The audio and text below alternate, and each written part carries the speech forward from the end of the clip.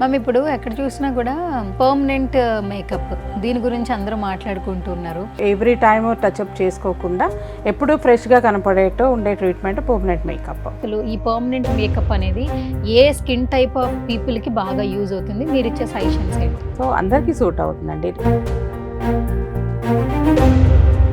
Hi hello నమస్తే, this is Suvarna, welcome to Suman TV. So ఇప్పుడు ఎక్కడ చూసినా కూడా స్కిన్కి సంబంధించి పర్మనెంట్ మేకప్ గురించి మాట్లాడుతున్నారు. చాలా ట్రీట్మెంట్స్ వచ్చేసే పర్మనెంట్ మేకప్లో. సో రైట్ నాతో పాటు ఉన్నారు డాక్టర్ పద్మావతి గారు.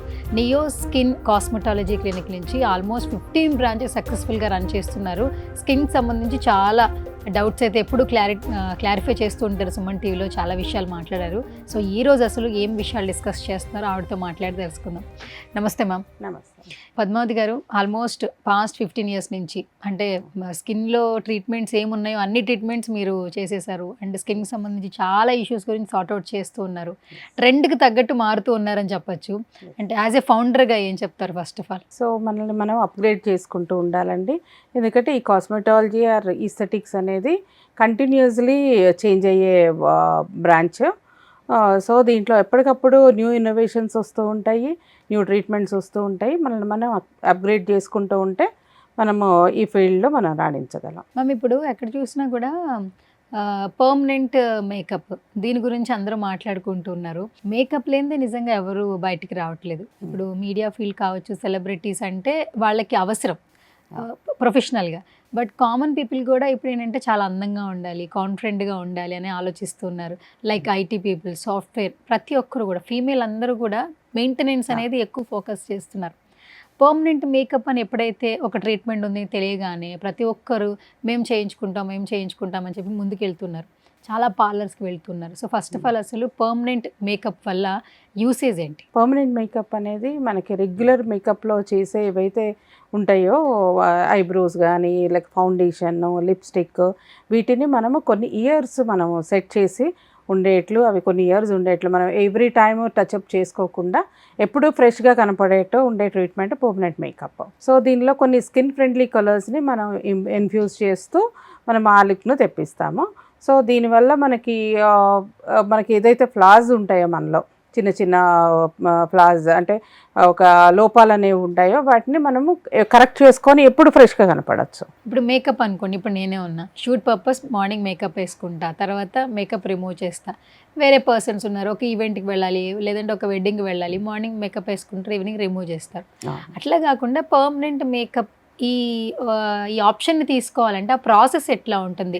మన దగ్గర నియో స్కిన్ కాస్మెటాలజీలో ఎలాంటి ట్రీట్మెంట్ ఉంటుంది? సో ఎక్కువగా మనకి అందరూ చేయించుకునేది అయితే ఐబ్రోస్ అండి. ఐబ్రోస్ చాలామందికి వెరీ థిన్ ఐబ్రోస్ ఉంటాయి, లేదు అసలు ఐబ్రోసే లేకుండా అక్కడక్కడ హెయిర్ ఉంటుంది, లేదు ఒక అన్డిఫైన్డ్ షేప్స్ లైక్ థిక్గానో థిన్గానో అన్డిఫైన్డ్ షేప్స్లో ఉంటాయి. వాటిని మనం కరెక్ట్ చేయొచ్చు ఈ ట్రీట్మెంట్తో. సో దీనిలో 2 సిట్టింగ్స్ పడతాయి. ఈ 2 సిట్టింగ్స్లో ఫస్ట్ సిట్టింగ్లో మనం కలర్ అనేది ఇంప్రెగ్నేట్ చేస్తాము, ఇన్ఫ్యూజ్ చేస్తాము. మనకి బ్రౌన్ కావాలంటే బ్రౌన్, బ్లాకిష్ బ్రౌన్ కావాలంటే బ్లాకిష్ బ్రౌన్, ఆ స్కిన్ టోన్కి తగ్గట్టు మనము ఇన్ఫ్యూజ్ చేస్తాము. చేసినప్పుడు ఆ స్కిన్లోకి ఆ కలర్ అనేది ఒక మిడ్ డెర్మల్ లేయర్ల వరకు వెళ్తుంది. వెళ్ళినప్పుడు అది కలర్ అనేది చేంజ్ కాదు. మనకి టాటూయింగ్లోకి వచ్చేసరికి ఆ కలర్ అనేది గ్రీనిష్గా టర్న్ అవ్వడము, డిఫరెంట్గా టర్న్ అవుతుంది. కానీ ఈ సెమీ పర్మనెంట్ మేకప్లో మనకి కలర్ అనేది చేంజ్ కాదు. మనం ఏ కలర్ అయితే వేస్తామో అదే కలర్ని తీసుకుంటుంది. సో అలాంటప్పుడు మనకి ఏ కలర్లో ఐబ్రోస్ కావాలనేది మనము చూస్ చేసుకొని మనం చేయించుకోవచ్చు. ఒక 10 days వరకు డౌన్ టైం అంటాము. సో అప్పటి వరకు థిక్గా కొంచెం డార్క్గా కనపడే ఐబ్రోస్ షెడ్ అవుతుంది కలర్. ఆ కలర్ షెడ్ అయిపోయిన తర్వాత 30 to 40 days లోపల మోర్ కలర్ అనేది అవుట్కి వస్తుంది. అంటే మన స్కిన్ సూపర్ఫిషియల్ లేయర్స్కి వచ్చి కరెక్ట్గా సెట్ అవుతుంది. ఆ సెకండ్ సెట్టింగ్కి వచ్చేసరికి మనము ఇంకొక సెట్టింగ్లో కలర్ కరెక్షను లేదు షేప్ కరెక్షన్ ఇంకేమన్నా కొంచెం కావాలి అనుకుంటే అప్పుడు మనం కరెక్ట్ చేయవచ్చు. సో దానివల్ల ఫేస్ అనేది చాలా బ్రైట్గా అవుతుంది ప్రీవియస్ ఫేస్ కంటే. ఎందుకంటే మనకు ఐబ్రోస్ అనేవి డిఫైన్డ్గా వస్తాయి.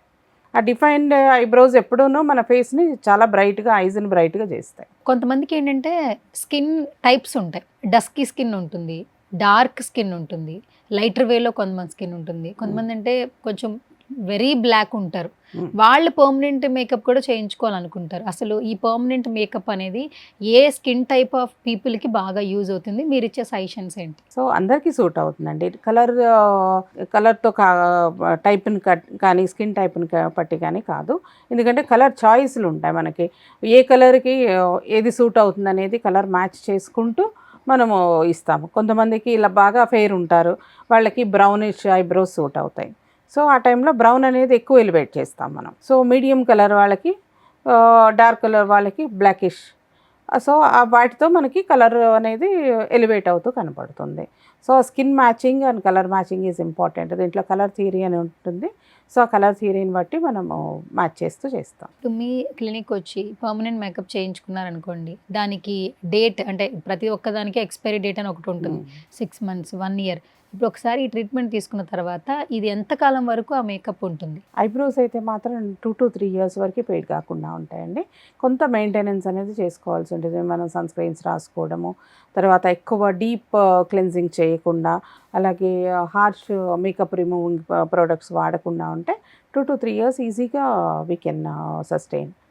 అండ్ ఇంకా మధ్యలో ఫేడ్ అయ్యింది ఒక 1-2 ఇయర్స్ తర్వాత అనుకుంటే ఒక టచ్అప్ తీసుకుంటే మళ్ళీ సేమ్ యాజ్ ఇట్ ఈజ్గా మనకి బ్రైట్గా కనపడుతూ ఉంటుంది. మెయింటెనెన్స్ అనేది ఎఫర్ట్ చేసేలాగా ఉంటుందా? ఎలా ఉంటుంది? తక్కువే ఉంటుందండి. కాస్ట్ అయితే హాఫ్ ఆఫ్ ద ప్రీవియస్ అమౌంట్లో అంతే. ఇవి చాలా ఎఫోర్డబుల్ ప్రైజెస్లోకి వచ్చినాయి. అర్లియర్ కలర్స్ కానీ మనకి అన్ని ఇంపోర్ట్ చేసుకోవాల్సి వచ్చేది. సో దానివల్ల మనకి పర్మనెంట్ మేకప్ కాస్ట్ అనేది ఎక్కువ ఉండేది. ఇప్పుడు కలర్స్ అనేవి ఇక్కడే దొరుకుతున్నాయి. And it is skill based procedure కాబట్టి ఎవరి ఐడియాని బట్టి వాళ్ళు ఛార్జ్ చేస్తున్నారు. పర్మనెంట్ మేకప్‌కి ఇప్పుడు నౌడేస్ ఏంటంటే టాటూ ట్రెండ్ నడుస్తుంది. Hmm. సో వీటి రెండిటికి ఉన్న డిఫరెన్సియేషన్ అంటే ఏం చెప్తారు మీరు? టాటూస్ అనేవి మోర్ డీపర్ లెవెల్లో మనకి ఇన్ఫ్యూజ్ చేస్తారు కలర్స్. సో దానివల్ల మనకి కలర్ అనేది టర్న్ అయిపోతుంది, ఎల్లోగాను గ్రీన్గా కానీ. సో ఏదైతే కలర్ వేస్తామో అది టర్న్ అవుతుంది.